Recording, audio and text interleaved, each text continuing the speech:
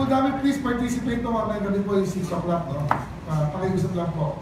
Kung 5 o'clock po, nakalabas kayo ng opisina, biyahe na po kayo ng EDSA, then pag inabot kayo ng 6, first exit lang po, exit lang kayo. Sana po, mag-participate po tayo. You'd expect mas magulo mamaya yung gabi? I don't know. I don't want to expect anything negative. Naniniwala ko rin ako sa kabutihan ng puso ng ating mga motorista. Okay, next. Si, ano po, si Bong. Nag-viral na naman nung kahapon. 8 million views, no? Regarding po dito sa motorista na naman. Na napakasimpleng traffic violation, illegal parking. Nasabi nga niya dito yung enforcer natin, no? Magkano penalty nito? Illegal parking. Ano po, no? Illegal parking, may 5-minute rule. Ewan ko kung 5 minutes yung pinagtatalunan nila. Pero I just want to be clear with the policy, no? Yung 5-minute rule na yan, pinagbigyan na nga natin sila. Kasi talagang dapat yan, pag illegal parking, tow ka agad yan. Pero dahil may puso si Bong, yung policy natin, may 5-minute rule po ang MMDA. Ibig sabihin, pagdating nila, 5-minute po ng MMDA, hindi 5-minute na nalaman mo. So pagdating mo sa area niyan, bubusina yan, o oras ng 5 minutes. Pag hindi po dumating yung owner, yung driver, ito-tow na po yan. Pero kung dumating po, yun yung pinagtalunan ata nila, no? Kailangan, tikitan mo kasi illegal parking. Hindi yung ibig sabihin 5-minute rule na pag dumating ka, hindi ka natitikitan, hindi po kasi bawal yung ginawa yung illegal parking. So ano po proseso doon? Kailangan may lisensya. Kasi kung walang lisensya yon, hindi siya pwede magpaneo para tanggalin yung sasakyan niya. Kailangan natin ito. Yan. Number 2, at kailangan ng lisensya kasi dyan po ipapangalan yung ticket. No? Eh, nagtataka nga ako kung anong nangyari sa kanila. So ngayon, ang action po ng company, ng ahensya, yung kwento mamaya na kayo mo, no? Hindi mo nila pwede discuss lahat yan dahil nandito rin yung sa legal department namin. Gumawa kami ng complaint sa LTO ulit, kaya nandito si Director Armora, na recommendation natin, attorney, baka pwedeng masuspend yung license niya dahil nga sa ganung attitude o revoke pa sa wisdom na ng LTO ko nung gagawin nila dyan. And also, nalaman namin yung trabaho niya kung saan. So, we will also write Secretary Bernard Guevara, no, ng DOJ. Pinayagan na naman ako magsabi na nagkausap kami kaninang umaga. At sabi niya nga, i-forward lang yung letter sa kanya and you'll take action. No? So yun lang, sa atin lang. Sana po maging aral na ulit na naman to sa atin. Yung simple traffic violation po, huwag na po kayo makipag-away. Bigay nyo lang po yung lisensya nyo, titikita kayo, tapos na. Wala pa pong 1 minute, 2 minutes yan, tapos na kagad kaysa magkaroon ng confrontation. Sir, anong kaso? Attorney. Good afternoon.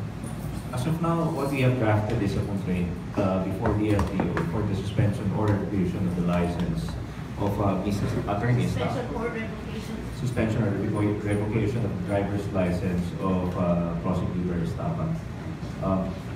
We will also, as the General Manager said, we will also be filing a complaint before the Department of Justice regarding our actions during the incident yesterday. And other possible cases are being studied right now by the legal department. So, ano nga po ang kaso? Anong violation? First, clearly, it's direct assault against our traffic enforcers. Because based on the testimonies given by our traffic enforcers, number 1, the MMDA service vehicle of Traffic Aid Asturias was damaged, no, nung tinangkang tumakaso ni Prosecutor Estafa, and at the same time, muntik na masagasaan yung ating mga traffic enforcers. Direct assault. Direct assault. Direct assault. It's an offense against a person in authority. Sir, ano pong pwedeng maging ano nun? Anong sanction po doon? Ano yung consequence on her part? It's a criminal offense, so meron niyang fine and also imprisonment. And since she's a lawyer, there's also a possibility that we can also file a case for disbarment before the Integrated Bar of the Philippines. Pero sabi niya, sabi ng asawa, babalikan din daw kayo eh. Kasi nag-on sa kanyang enforcers because buntis daw yung babae. Inaras daw. Doon wala po akong alam po tungkol sa bagay niya. Kung pwede naman sila gumawa ng gano'n, no? Mag-file din. Oo, kung pwede naman po. Kasi also, sir, i-revoke nyo na? Advance ka mag-isip? For LTO po, this is the administrative side of yung ating pong pag-implement.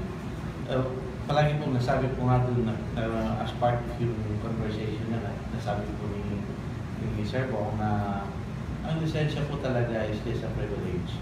And based doon sa ating mga batas, sa batas po natin, sinasabi po na yung Assistant Secretary ng LTO may suspend or revoke yung lisensya ng isang tao if he thinks na yung tao na yun ay hindi karapat dapat magkaroon ng lisensya or mag-drive ng motor vehicle.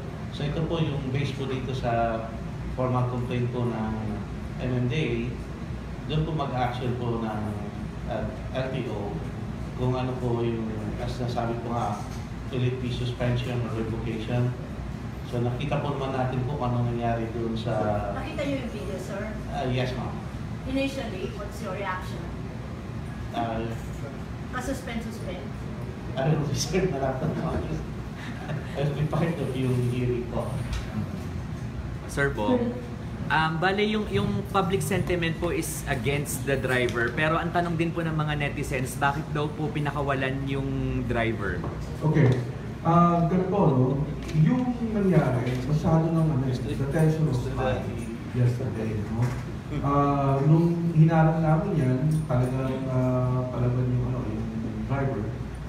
Then again, we try to de-escalate the situation. Nakikita niyo naman kung paano ko kinausap, paano ko nilayo yung mga enforcers para yung mga involved. Kasi, syempre, emotional na rin yung mga enforcers natin dahil sa saksama nila, yung muntik masagasaan, ano? So that's why I was the one who, talk to her para alamin kung ano yung nangyari, di ba? Kinausap yung enforcer, kinausap ko siya just to de-escalate the situation. Pero despite the effort na gawin natin, magbigay yung sensor, kinikita natin, lahat na explanation, ginawa na natin, eh ganun pa rin, confrontational pa rin yung babae. So there's really no use. Kaya sabi ko nga, isalang na yung yung tow truck, kasi kung di niya ibibigay, then we will assume na wala siyang lisensya. Alright? May kita nyo sa video, I walked away. Tama yun. Hindi yung para palagpasin yung sitwasyon. It was the time that I was calling the lawyers, okay, the legal team. I talked to Attorney June Oran ng Toy Public Group, and I talked to our Chief Legal Attorney Mr. Ruma. I just want to make sure that we will be doing the right thing.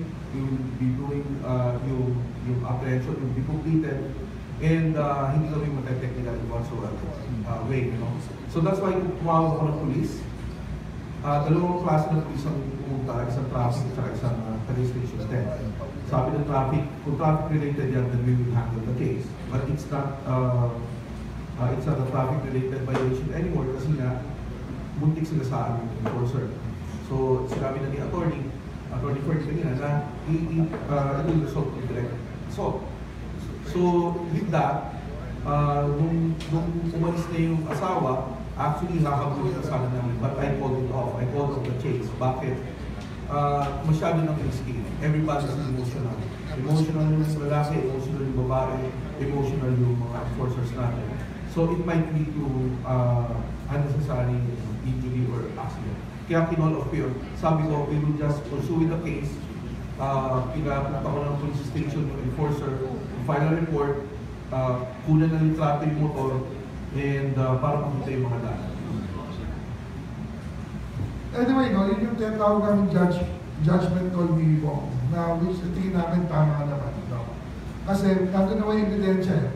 Nakuha natin ng pangalan, nakuha namin address, nakuha yung register ng kotse, everything. No?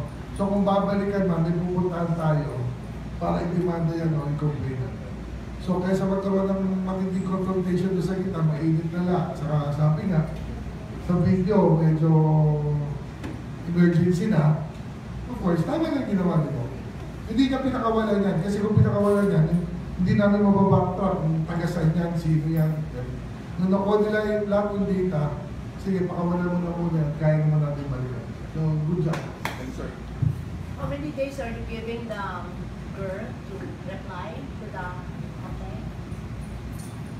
Usually po, upon receipt po ng show cause order po ng LTO, we usually give them 5 days to reply, to explain bakit hindi ma-revoke or ma-suspend po yung license.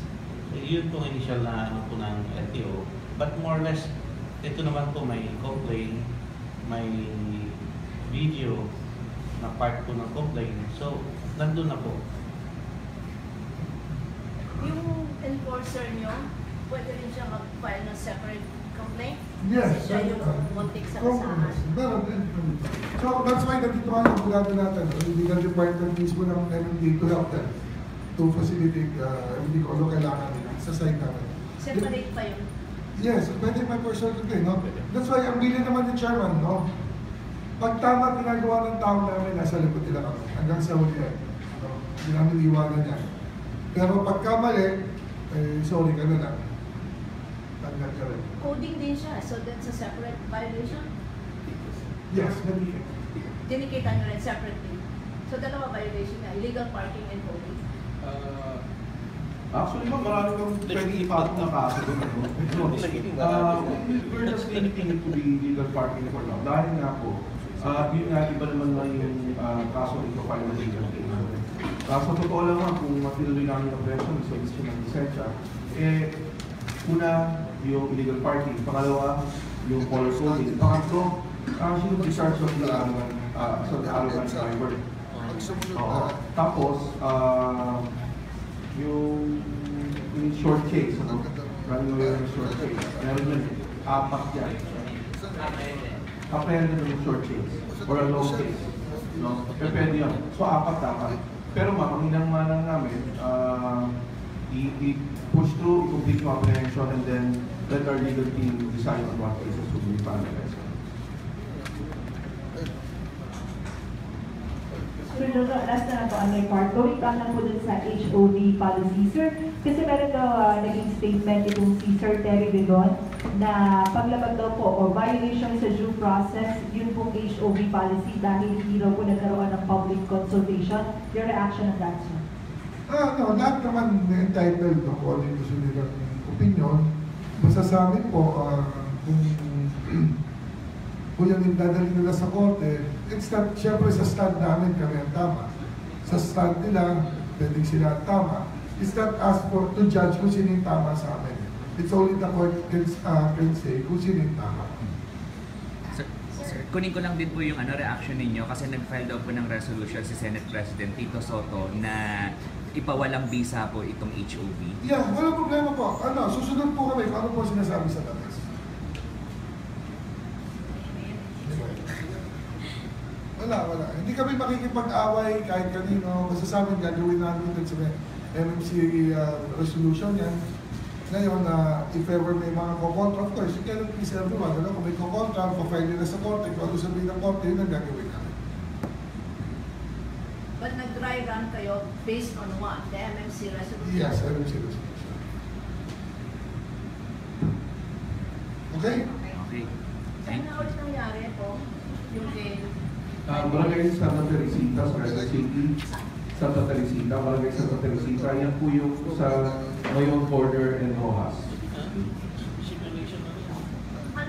And she was illegally parked in the Botica? Yes ma'am, sa Suki Market, doon po siya nakapark. Malapit din po sa butika na yun. Ngayon, nakalawin po yung pera, totally obstructing the sidewalk.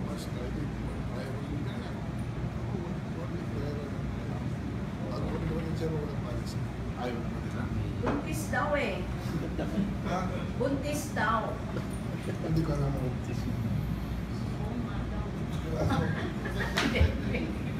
Hindi, sabi ng asawa ko, Anak ko, sabi niya. buntis siya. That's why, kaya nga, emergency, kaya dyan mo ikabit puso talaga si Bob. Diba? Kung totoo talaga na may emergency, kaya pinakawalan natin. Ayaw naman natin madamay pa yung kung yung dapat na.